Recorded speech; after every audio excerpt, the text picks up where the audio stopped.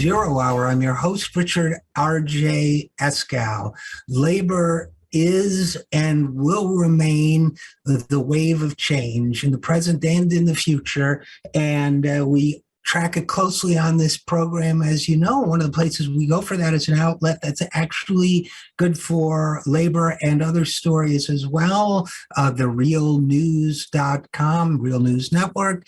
And as always, we look forward to talking to the editor-in-chief over there. Maximillian Alvarez is, as I say, the editor-in-chief. He's also the host of the podcast Working People, which can be found at inthesetimes.com, and he is the author of a relatively new book, which we have yet to talk about, The Work of Living. Working people talk about their lives and the year the world broke. So without any further ado, Maximillian Alvarez, welcome back to the Zero Hour. Hey, brother. Thank you so much for having me back on. Great to see you. Great to see you too. Let's start with this.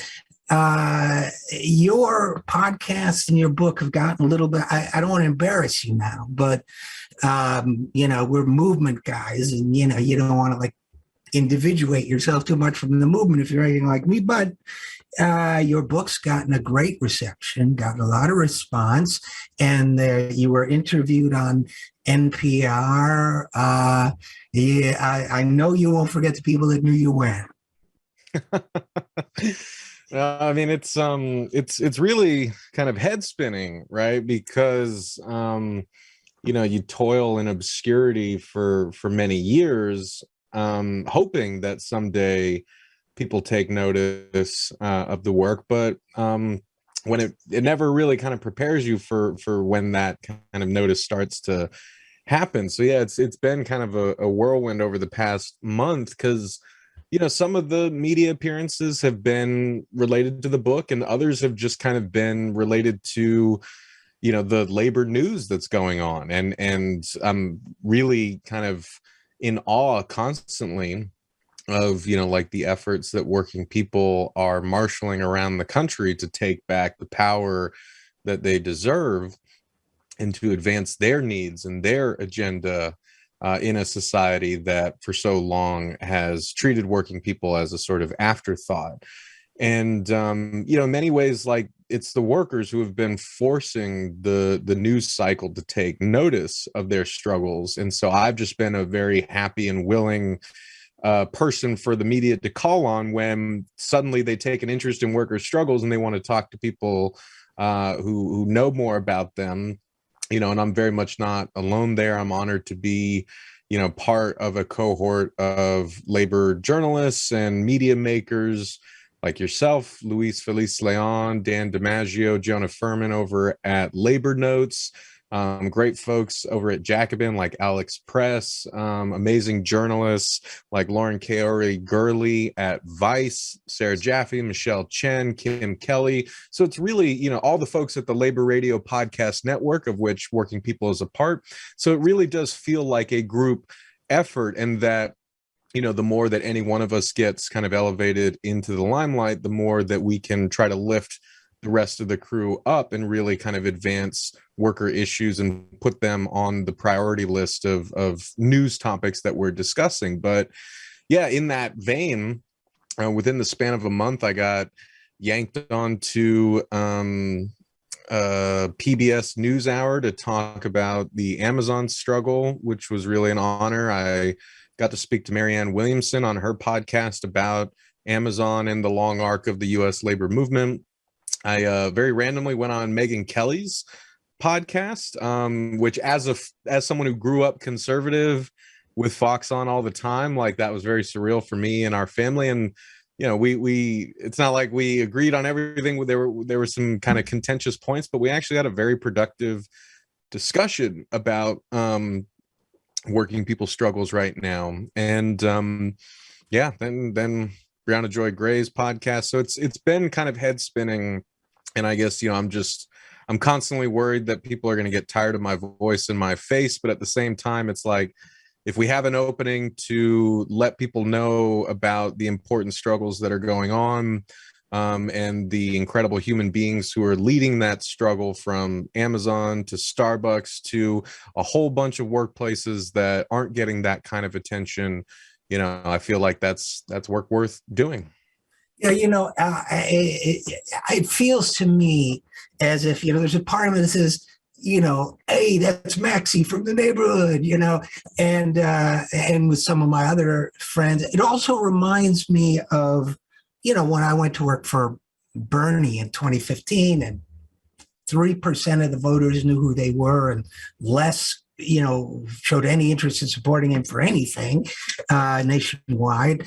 And somebody asked me what it was like when that campaign took off. I said, well, it was like going to work for the Beatles when they were in the Cavern Club, and then all of a sudden you're on the Ed Sullivan Show, right?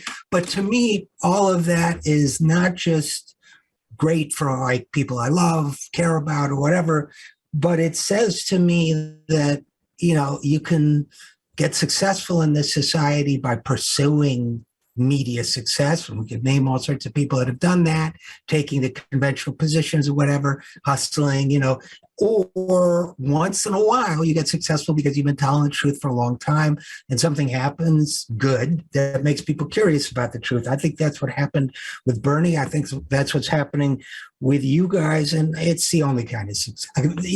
F the other kind of success. That's the only one that matters, is when people recognize people for doing good work at good times, and at good times for that work, I should say.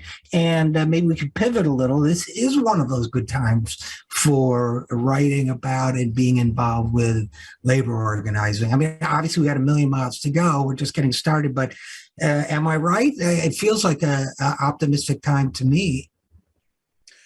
Yeah, I mean, it's a great question, because I think, like, I mentioned a minute ago, like, one of the other labor journalists who I'm honored to call a friend and comrade. And I actually just did a book event with her, plugging her great book, which everyone should read. Kim Kelly, her book is called Fight Like Hell, The Untold Story of American Labor. Really, really great and engaging book. And Kim herself is just wonderful. She's done great work for us at the Real News, covering the Warrior Met coal strike, which you and I have talked about on past appearances. That strike is still going on. It's been a year and 3 months now. It's widely suspected to be the longest strike in Alabama history. So to everyone watching, please don't forget about them. And Kim has done great work kind of pushing that into public consciousness. But, I mentioned Kim because, we were just sort of talking about this at her book event, right? Because I think one of the things that is so striking to me when reading her book, because she's writing about these incredible stories of worker struggles in the United States, from the mill girls of Lowell, Massachusetts, right, to freed slaves, fighting in the era of Reconstruction and Jim Crow, Black washerwomen in the South, garment workers in the Southwest, disabled workers, sex workers. Like, it's such a beautiful compendium of human struggle in this country. And the more you read it, the more you realize, wow, there were people just like you and me facing times of similar crisis, when the problems from just incredible racism and inequality and violence, against people for being who they were, right? Working people have faced, similarly imposing odds to what we face now, right? Because we are facing really imposing odds, right? We're just talking a week after the horrific massacre of school children in Uvalde, Texas, which itself happened about 10 days, I think, after the horrific mass shooting in Buffalo, New York. We are watching as, our capitalist economy basically has us careening towards planetary destruction, or at least civilizational destruction, and no one's doing anything about it at the top levels. And inequality continues to skyrocket. The oligarchy is really kind of condensing its control over our shared world. Our problems are many and very imposing. And I think after Uvalde, what really struck me was just the immediate sense of hopelessness that people were articulating, that nothing was going to change. And I think that's a very dangerous spot for us to be in, because, I think we all have very good reason to feel that way, especially when it comes to trusting the people, who are kind of the technocratic overlords that we have entrusted to safeguard and maintain our society. They have failed us time and again, right? They failed us in protecting, abortion rights. They failed to do anything with gun violence. They failed to do anything on climate change, yada, yada, yada. So if all we know is the people at the top who we've entrusted to deliver us a better society are not doing that, and in fact they're doing the opposite, and there's nothing we can do to force them right now to do any differently, that leaves you with a sense of hopelessness.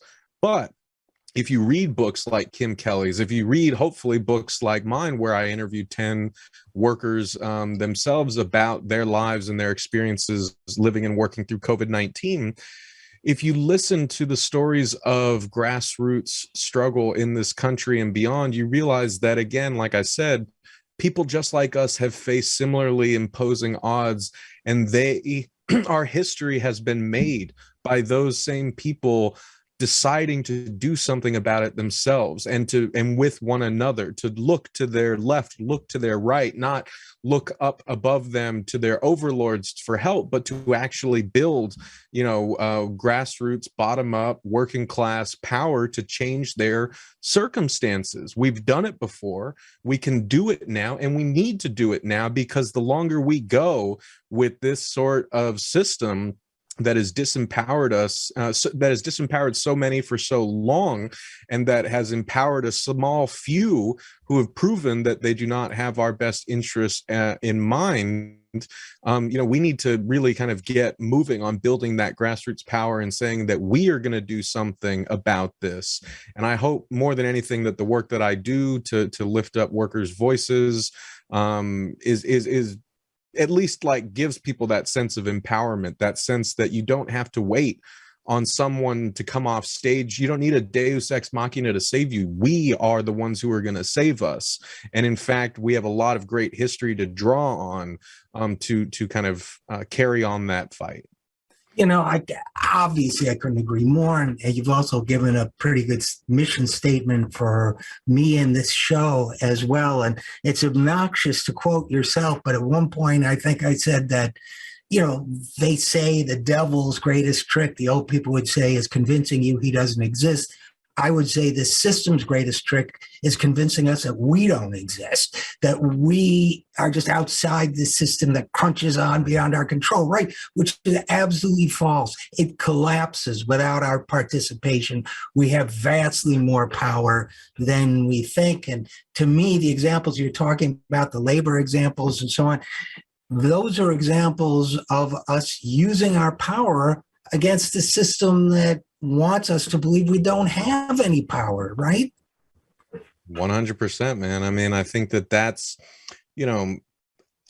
I hesitate to call myself an optimist, because it feels like I'm constantly sitting under, an ocean of pessimism, but there are things that I am endlessly hopeful about.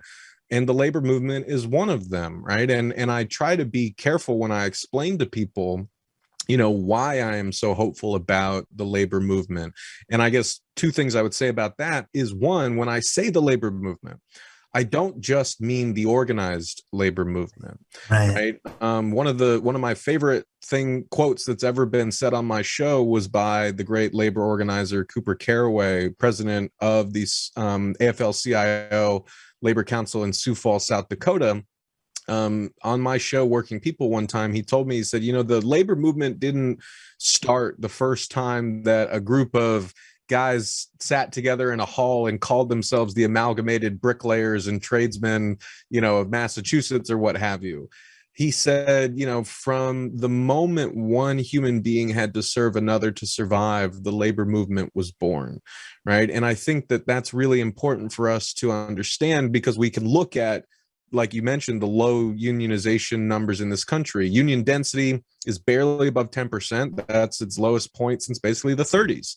So we are in a bad way here. And for folks listening, that's the percentage of American workers who are part of a union currently. So we are in dismal times. There are great points of energy and mobilization that are happening in workplaces around the country, and we need to support those. But I also don't want us to feel defeated by looking at those numbers, because there also is a rising consciousness among working people that we are seeing manifest itself in different ways, right? It could be manifesting in the Great Resignation, with historic numbers of workers voluntarily quitting their jobs because they've realized, after decades of wage stagnation, being treated like crap at work, then going through a pandemic where it was made very clear that our lives were not important, but our labor was, right? The system valued our labor, and that's why it called us essential. But when it came to protecting our lives and our families, it did not treat us as essential. So more and more people have come to that realization, and they said, screw this, I'm going to find a place where I can be more fulfilled, where I can make a better wage for myself and my family, and I can be treated better, yada, yada, yada.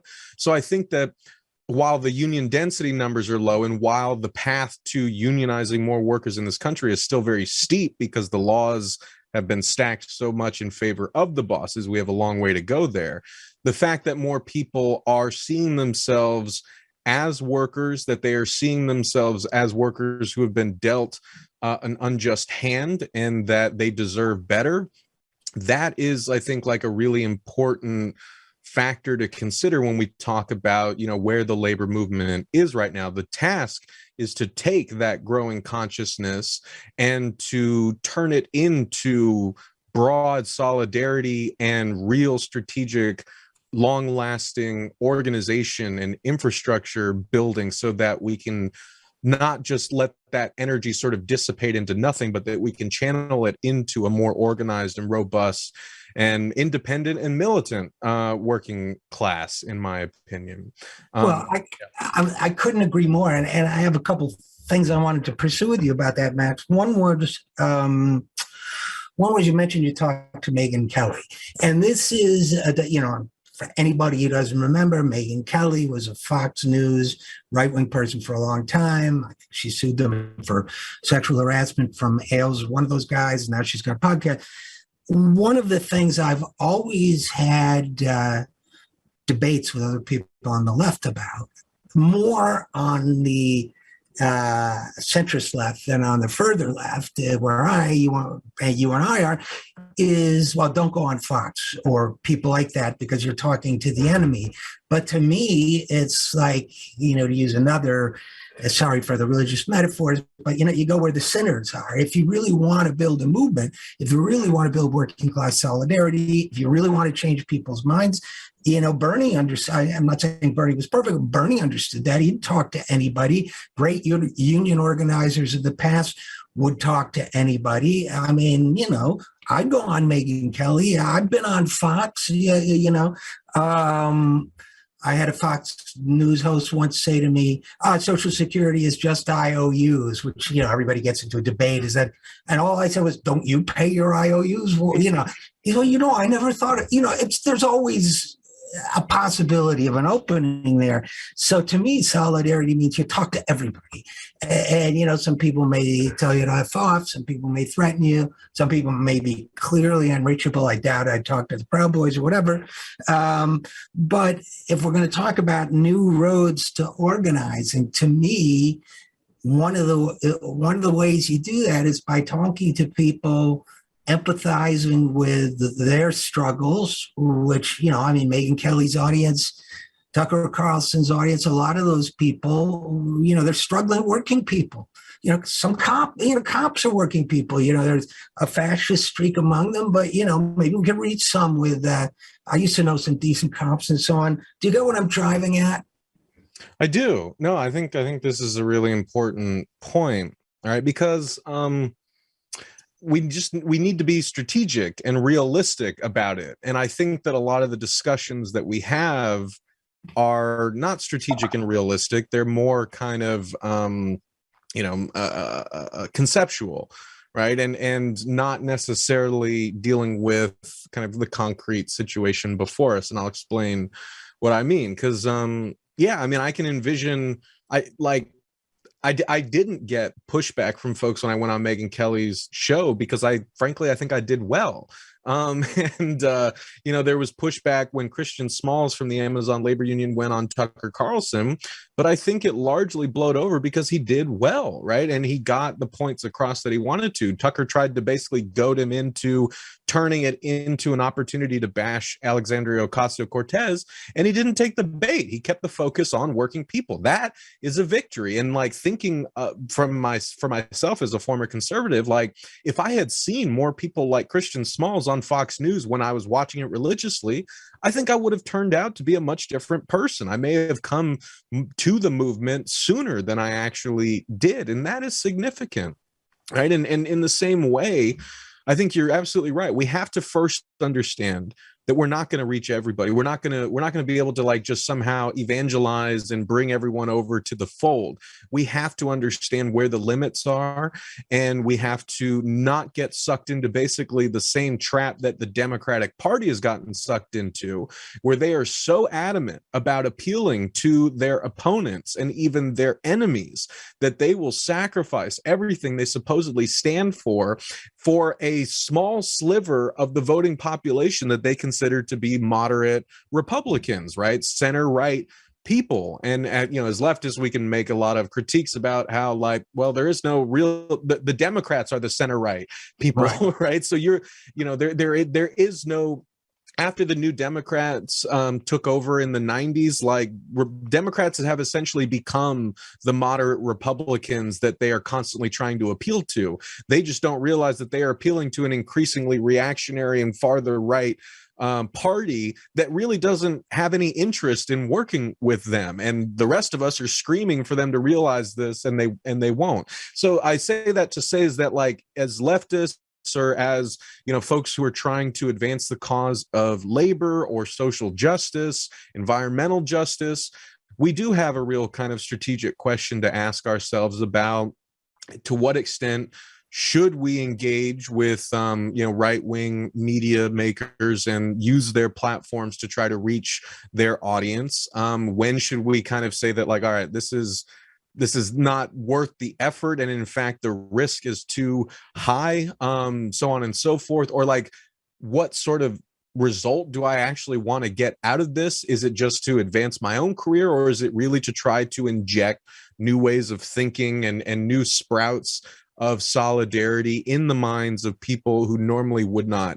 have them? Again, I think we can thread that needle. I think it can be done. That doesn't mean you're not going to get a bunch of crap from people online who don't think that you should be doing it. But I think if we remain as clear as possible about what the objective is, and we keep in mind who exactly we are trying to reach and why, then it can be effective. And I know that was kind of mushy, but just to really kind of focus it, what I mean when I say we shouldn't be like the Democrats and focus so much on this kind of, I'm peeling off these moderate Republicans, it's very easy to fall into that trap on the left.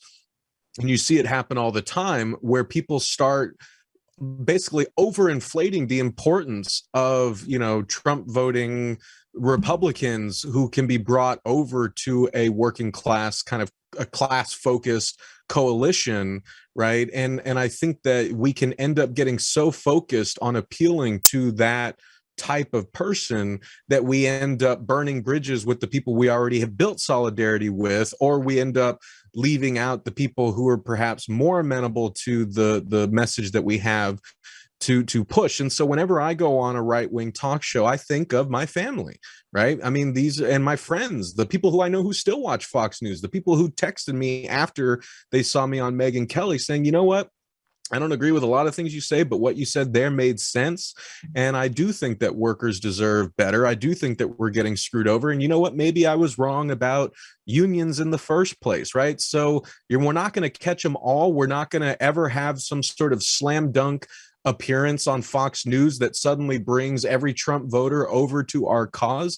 But to your point, we shouldn't just give up on that. And we shouldn't be so precious, about, like trying to spread the message and the solidarity as far and as wide as we possibly can. Because the fact of the matter is, we have a long way to go. We are very much playing behind the eight ball. The class war is very much ongoing, and the ruling class has been winning for a long time. And so for folks who are saying, well, we can't appeal to right wingers or centrists right now, we need to focus on like mobilizing the left. I'm like, look, that's all great. There are a lot of us. We should all be doing as much as we can right now. But the way I see it right now is like the left has the answers for how to save the world, but the left is very institutionally weak right now. So we need to build as broad of a front as we possibly can. We don't want to compromise our principles, but we shouldn't be, super precious about, like what shows we do and don't go on. We should just be very strategic and mindful about what the objectives actually are.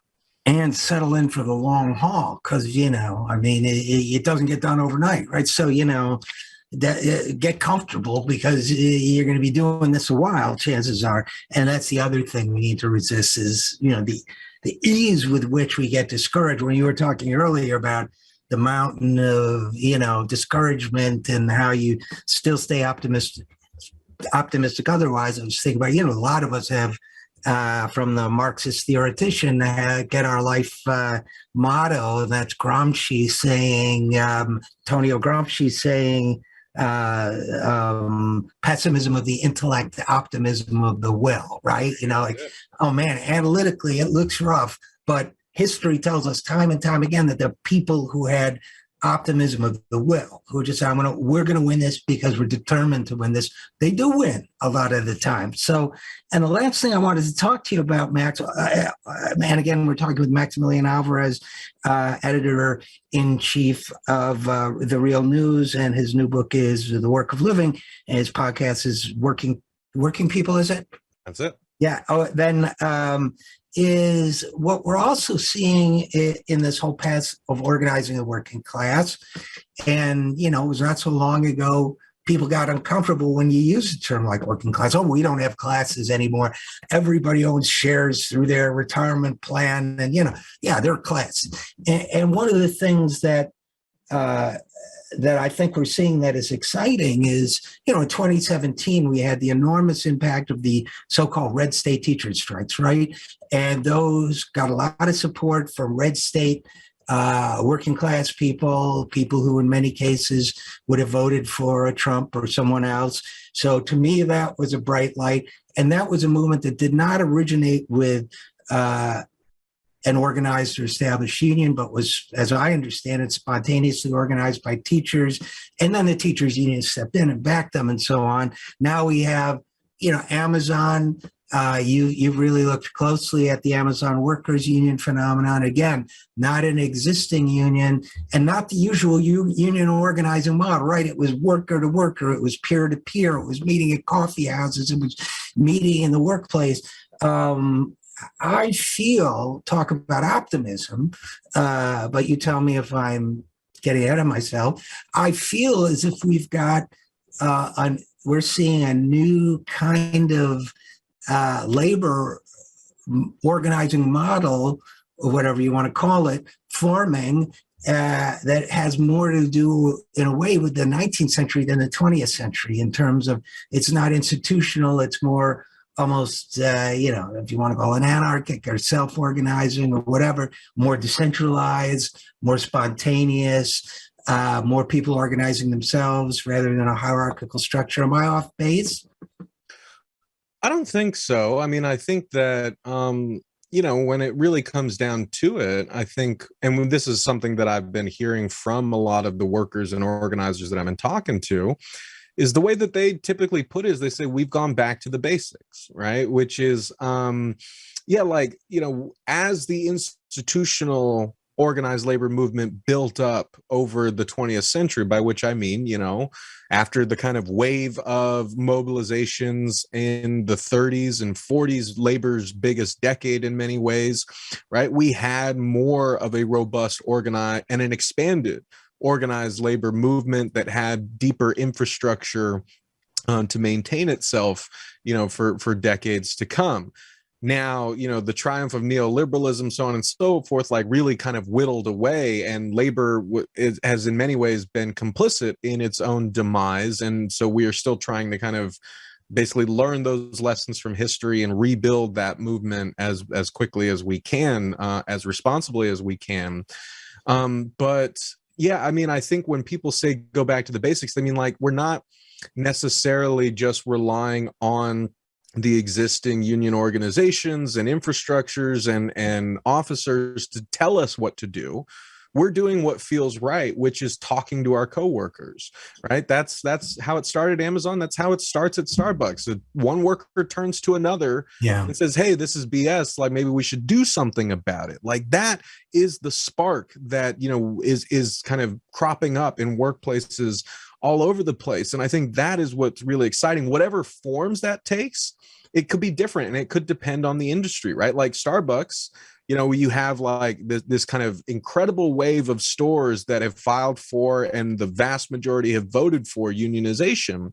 Like this is something that has been like really incredible to see, because it is so shop floor focused. It is so focused on rank and file, worker to worker organizing, but it has had like really kind of important support from Workers United and the kind of veteran organizers there who have helped them kind of develop that strategy. So the two very much work out in tandem. And even Amazon Labor Union, also an independent labor union that achieved an incredible victory at the JFK 8 Staten Island warehouse, becoming the first Amazon facility in the United States to vote to unionize. They still have a long way to go to get to a contract, and Amazon is retaliating against workers left and right, firing pro-union people all over the place. So we need to stay vigilant and keep an eye on what they're doing and hold them accountable for that. But that's what they did too. They didn't have a big union to help them out. They kind of started reading books from the 30s about organizing, electrical workers and stuff. And they kind of saw this like, okay, what worked then was workers didn't have a big organizational support either. So they started talking to each other. They brought food to open spaces. They got people who could speak the different languages that are spoken in the warehouse, and create these sort of hubs of inner dialogue that brings people closer together, that helps them find common cause. For folks listening, that I guess the real big takeaway lesson there is that, again, like we said earlier, you don't have to wait for someone to come off stage to save you. You can do this. You can do this with your coworkers if you just first take that step to recognize yourself as a worker, your colleagues as workers who deserve better than what you're getting, and to realize that it is within your power to do something about it if you work together. No one can do it alone, and that's what the bosses are hoping for. They're hoping that they could either pick us off, fire us, lay us on, or promote us, so that like individually they can deal with us, because they can do that. Collectively, they can't, right? And so I would say that one of the exciting things right now, as we've said, the union density numbers are very low. And so I don't think any of us, regardless of how long we've been in the movement and how much knowledge we have, that knowledge is important. The younger generation needs to learn everything it can from the older generations, which is something I'm trying to do on my show, is get more of that intergenerational dialogue going.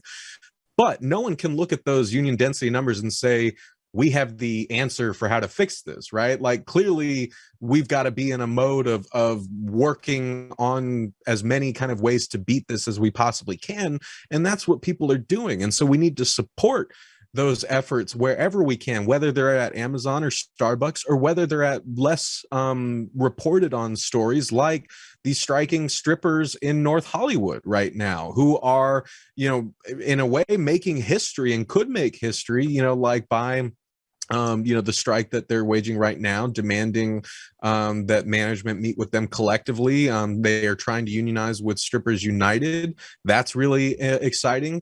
You mentioned teachers. I just interviewed 2 educators at the Caliber Public Schools charter school network in Northern California, they organized with the industrial workers of the world, right? The Wobblies. And like, that's pretty incredible, right? Because charter schools, you know, like are notoriously anti-union, and it may have actually been harder for them to unionize with, you know, the AFT or something like that. The IWW kind of gave them a model that worked. So they were able to sneak in.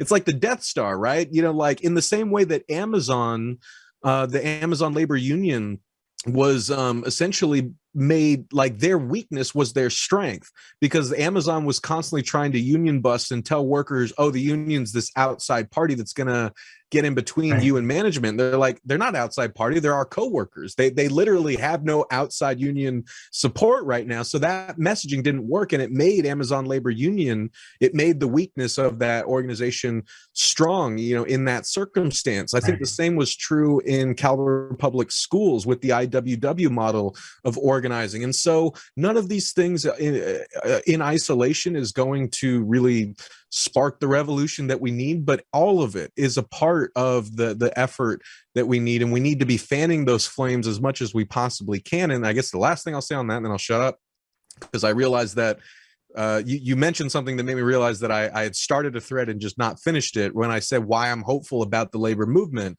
It's not because I'm projecting all my hopes and wants and dreams on a labor movement that doesn't see itself, you know, as the driver of the great historical change that we need. You know, I want to be very careful about that.